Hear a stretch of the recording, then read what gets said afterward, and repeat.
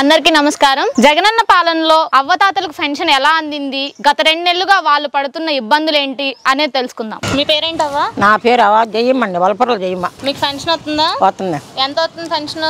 3000 వస్తున్నాయి. ఎవరైనా తెచ్చిస్తున్నారా లేకపోతే? నాకు తెల్లారిపాటికి ఒక అమ్మాయి తెచ్చిచ్చింది. వాలంటీరా? 3000 వస్తుందా పెన్షన్? 3000 వస్తుంది. మరి ఇప్పుడు పోయిన నెల ఈ నెల ఎట్ట తీసుకున్నావు? ఇప్పుడు పోయి వెనక్కి తిరిగి వస్తున్నాయి. బ్యాంక్ అన్నారు, అంతకు ముందు తిప్పలు పడ్డాం. ఈ ప్రభుత్వం వచ్చినాక పెన్షన్ అయితే వాలంటీర్ తెచ్చిస్తున్నారు.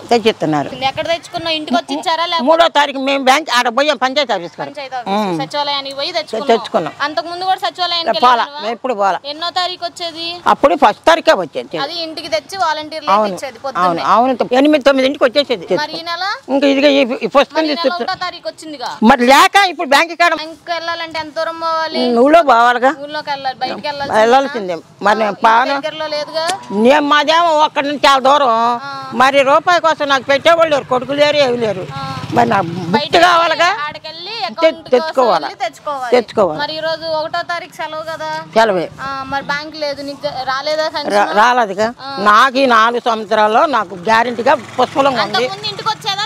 లేదు, మేము ఎట్టాను బజార్లో వరుసలో నుంచిన వాళ్ళు అప్పుడు తిప్పలు పడ్డాం. కానీ ప్రభుత్వం వచ్చిన తర్వాత మరి తిప్పలు లేవు మాకు. ఎవరు కోటేస్తావు? నాకు ఉపయోగపడ్డాయనికి వేస్తానమ్మా నేను. అది కాదు, నీకు ఇంటికి తెచ్చి ఇవ్వడం మంచిదా లేకపోతే అక్కడికి వెళ్ళి తెచ్చుకో? నేను లేవలేని దానికి ఇంటికి తెచ్చిస్తాం మంచిది కదా అంటే, నాకు ఉపయోగపడుతున్నాడు కదా, నాకు అది మేలు కదా.